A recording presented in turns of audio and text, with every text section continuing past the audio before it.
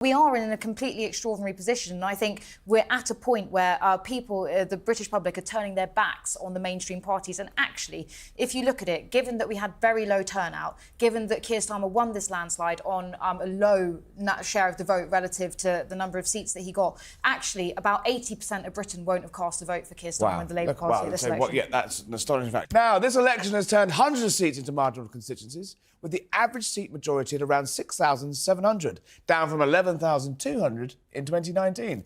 I think Scarlett is going to tell us more about that. Yeah, absolutely. It's been an undeniably good night for Keir Starmer and the Labour Party, winning more seats than they perhaps could have possibly imagined in the aftermath of the 2019 general election and their near-historic defeat. But there is definitely some cause for concern in their results in some seats in urban areas, particularly those with high Muslim populations. As we've already discussed, one of the biggest shocks of the night has been when Jonathan Ashworth lost his Leicester South seat, which he had held since 2011. He was beaten by pro-Gaza independent candidate Shoker Adam by fewer than 1,000 votes. We've also seen former Labour leader Jeremy Corbyn win in Islington North seat as an independent candidate, and in another big blow to Keir Starmer, Shadow Culture Secretary Thangam Debonair was beaten in Bristol Central by the Greens' Carla Denyer, who won by more than 10,000 votes. Let's have a look at Reform UK now, and a night of breakthrough for the party. Former Tory MP Lee Anderson became Reform's first elected MP when he was re-elected in Ashfield seat after previously defecting from the Conservative Party. And former party leader, that's former Reform UK party leader Richard Tice, won in Boston and Skegness, with Rupert Lowe also finding success in Great Yarmouth. The jewel in the crown, though, for Reform UK will probably be Nigel Farage's win in Clacton. This is his 8th time lucky for him in his attempt to become an MP, winning his seat by a majority of nearly 10,000 votes. Speaking after that result, he praised the party for what it achieved in just a few short weeks and vowed that he and his party are coming for Labour next. But by lunchtime, it is Sir Keir Starmer that will be Prime Minister after a pretty spectacular night for Labour. And the story of the election was ultimately one of an electorate showing a ruthless determination to get rid of the Conservative Party from the government.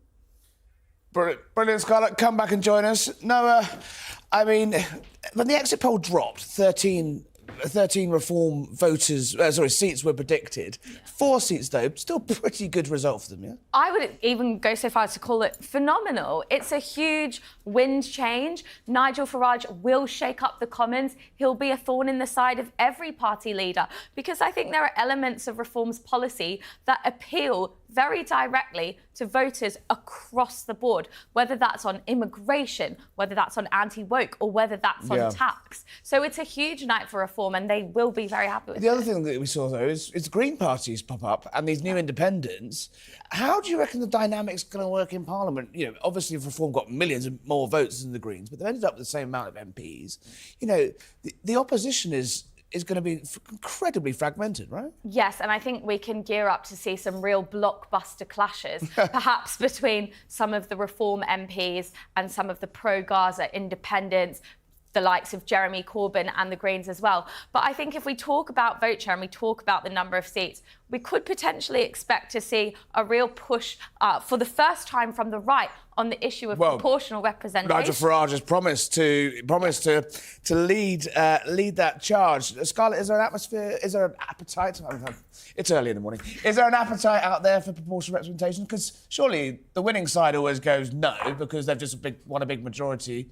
It's not in Labour's interest now to even think about electoral reform, is it? No, so I remember 18 months ago when people were more thinking that hung Parliament, potentially a Labour, Lib Dem coalition was more on the cards. There was lots of talk about proportional representation as potentially being a Lib Dem sort of guarantee for what they would want as part of being part of that government. No, it's interesting though, because I did find that when we were doing focus groups over the country in the run-up to this election, you had quite a lot of voters saying, I'm really fed up with the 2 main parties. However, I'm a bit annoyed because if I vote for a smaller party, it just won't count. And they were venting frustration at the main sort of political party system that I'd not heard before. Yeah. So, I mean, it is quite hard to get people excited about electoral reform, but if you spun it in a particular way, I think the appetite is definitely there. And this is, again, an extraordinary set of results. The public is incredibly fractured. There's a huge mood of anti-politics, and the seat count does not reflect that. Well, on that, let's just quickly, I'm loath as I am to have to, but let's talk about the Lib Dems. I mean, they're back, right? That was on a vote share that doesn't deserve the number of seats they've got, right?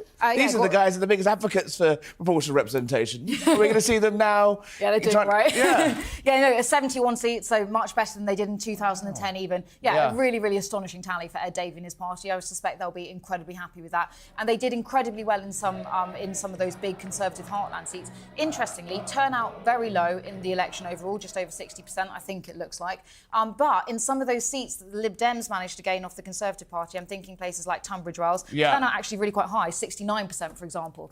Did they just run very good mobilised ground campaigns in those local seats? What was it that got the Lib Dems out? Firstly, I think their vote is very efficient, so they stack up votes in areas they are more likely to win. Secondly, I think they hugely benefited in tactical voting. You can see this in lots of ways, from Labour share going down in areas that the Liberal Democrats were more likely to win. There was such a strong sentiment, as we sort of discussed just there, such a strong sentiment to get rid of the Conservative government that a lot of the time it's not actively a vote for Ed Davey and his silly pranks. It's a vote to get out the Conservatives, and that's what we saw over and over again. It feels to me, post-2019, post-now 2024, the British public's vote is incredibly fluid now, Noah. Yeah. Keir Starmer managed to turn the historically worst Labour's election result in 2019 into a stonking great majority. What hope do you think there is of the Tories turning it around in 5 years? So on the weekend, I was chatting to a Labour candidate who was actually successful, one of the Labour gains last night, and they said Morgan McSweeney, who's sort of the brains the behind... guru, The soon to be the guru of guru. Downing Street in a matter of hours. Indeed. He has given now MPs, formerly candidates, very, very clear instructions and really pushed anecdotes of how it only took 5 years for Keir Starmer to turn the party around, and how equally in just 5 years it could unwind. And so that they have to be so on guard, on top of their brief. They have to perform to the highest standard. It's not all let's sit back and have a rosé in the Commons bar. That does sound fun though. The work of government begins, and exactly. And I think we could see just as spectacular results in 5 years' time in the opposite direction, because that's what the night has taught us.